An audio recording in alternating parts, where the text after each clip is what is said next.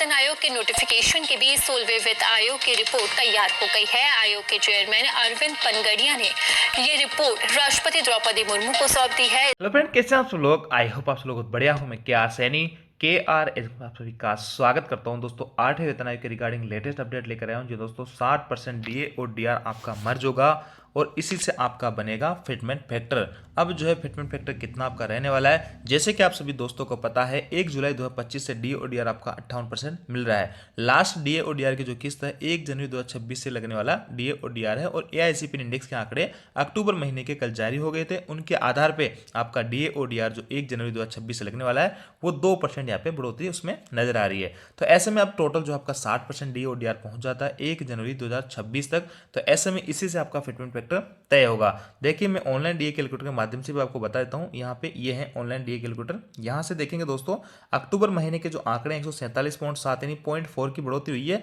इसके आधार पर आपको 59.60 यानी आपका अभी तक भी 60% नहीं पहुंचा है। आगे और बढ़ोतरी होती है अच्छी खासी, और नहीं भी होती है इतने फ्लैट रहते हैं तो भी आपको 60% डी तो आराम से मिल जाएगा। 2% की बढ़ोतरी आपकी यहाँ पे हो रही है। पूरी पॉसिबिलिटी है 99% की आपके 2% ही डीओडीआर आपका बढ़ने वाला है। टोटल डीओडीआर जो आपका 60% हो जाएगा 1 जनवरी 2026 से।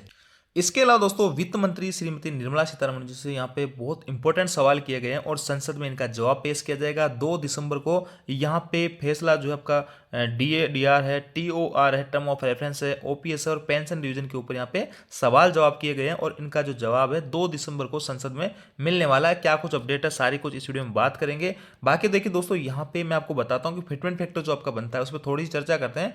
फिटमेंट फैक्टर जो बनता है उसमें आपका डीए का बहुत इंपॉर्टेंट रोल रहता है और उसके अलावा सरकार जो हाइक देती है बेसिक और डीए को मर्ज करने के बाद में सरकार एक इंक्रीमेंट देती है, उससे आपका निर्धारित होता है कि फिटमेंट फैक्टर कितना बनेगा। देखिए सेकंड जो पे कमीशन था उसमें 14.2% का इंक्रीमेंट दिया, थर्ड में 20.6 का, और देखिए छठे वेतन आयोग में 54% का। आज तक का सबसे ज्यादा जो हाइक है 54% इंक्रीमेंट यहाँ पे सरकार की तरफ से दिया गया था छठे वेतन आयोग में। सातवें में 14.3 का दिया गया है।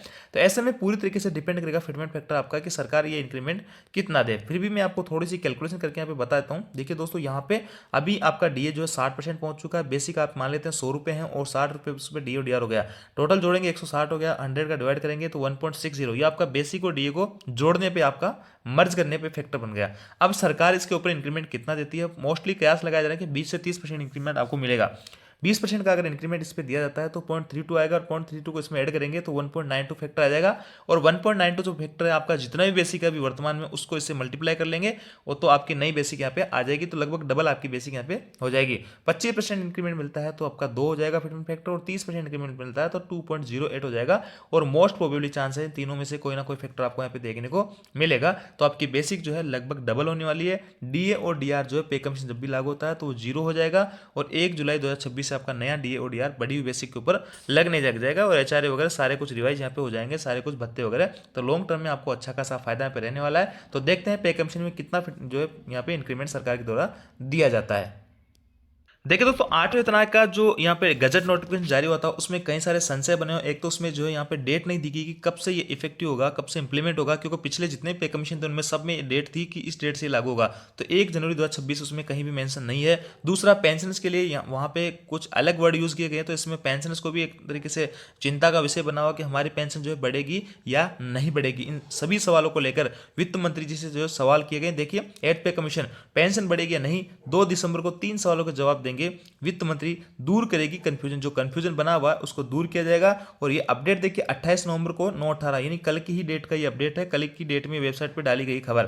देखिए दोस्तों यहाँ पे इसको स्क्रॉल करते हैं तो ये जो आप देख पा रहे होंगे दैनिक जो जागरण है बिजनेस उनकी तरफ से है और इस पे सारी कुछ चीजें यहाँ पे क्लियरिफाई होने लगी। 3 जो सवाल है 8वें वेतन आयोग पर चर्चा तेज, पेंशन भोगियों को पेंशन वृद्धि की उम्मीद, 2 दिसंबर को वित्त मंत्री देगी जवाब। तो देखिए दोस्तों यहाँ पे लिखा हुआ है 8th पे कमीशन, देश में 8वें वेतन आयोग की चर्चा तेज है। कर्मचारियों और पेंशनर्स को पेंशन भोगियों में उम्मीदें हैं। राज्यसभा में सदस्यों द्वारा पूछे गए सवालों के जवाब 2 दिसंबर को वित्त मंत्री निर्मला सीतारमण देगी। इन सवालों में महंगाई भत्ते को बेसिक पे में मिलाने और पेंशन सुधार जैसे मुद्दे शामिल है। सबकी निगाहें संसद के शीतकालीन सत्र पर टिकी है, जहां पेंशन के लिए फैसलों का बड़ा खुलासा होगा।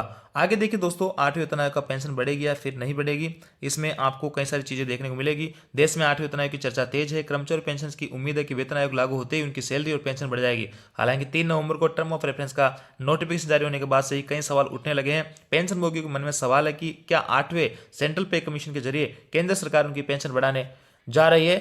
तो अब पेंशन भोगियों को घबराने की जरूरत नहीं, क्योंकि इस सवाल का जवाब जल्दी मिलने वाला है। राज्यसभा के सदस्यों ने पूछे सवाल। देखिए 2 दिसंबर 2025 को वित्त मंत्री निर्मला सीतारमण से पूछा जाएगा कि क्या पेंशन और वेतन भोगियों के लिए महंगाई भत्ता और राहत डीओडीआर को बेसिक पे में मिलाकर तुरंत राहत दी जाएगी या नहीं। साथ ही पूछा जाएगा कि पेंशन सुधार का प्रावधान 8वीं पे कमीशन में शामिल नहीं किया गया, ऐसा क्यों।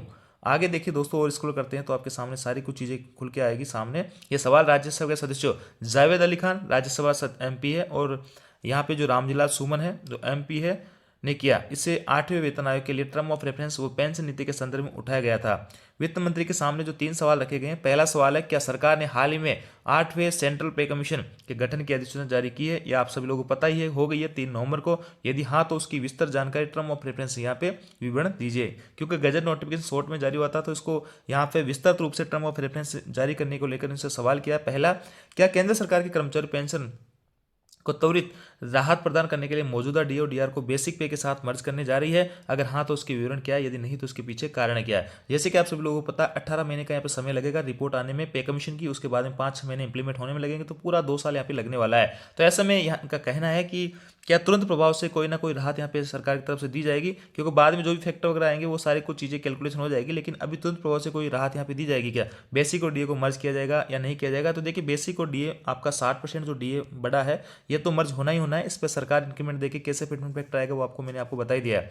तो इस पे भी सवाल पूछा गया है। और आगे है, क्या 8th सीपीसी में केंद्रीय कर्मचारियों की पेंशन संशोधन का प्रस्ताव शामिल नहीं किया गया। पेंशन को लेकर जो शब्दावली यूज की गई है उससे पेंशन से एक तरीके से डरे हुए हैं। तो यदि नहीं किया है तो उसके पीछे का जो है कारण क्या है, कि पेंशन रिवीजन किया जाएगा या नहीं किया जाएगा, नहीं किया जाए तो उसका क्या कारण, वो भी पूछा गया है।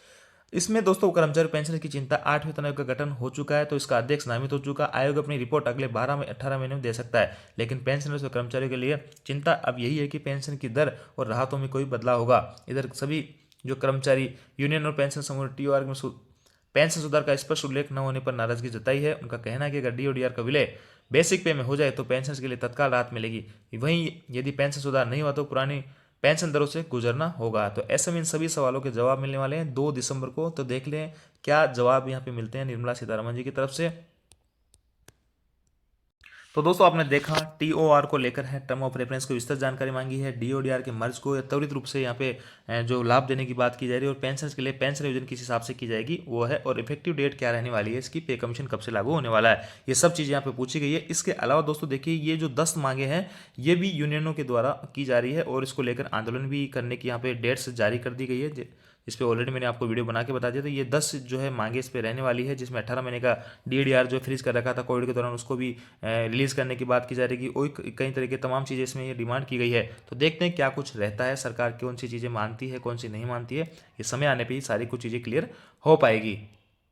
तो दोस्तों 2 दिसंबर को काफ़ी सारी चीज़ें आपकी क्लियर होने वाली है, तो वेट कीजिएगा और देखते हैं क्या कुछ यहाँ पे अपडेट्स निकल के आते हैं। तो ये थी दोस्तों अपडेट। आयोग जानकारी आपको अच्छी लगेगी, वीडियो आपको वीडियो लाइक दोस्तों के साथ शेयर जरूर कीजिए। किसी भी टाइप का डाउट है कमेंट करके पूछ सकते हैं। Thank you.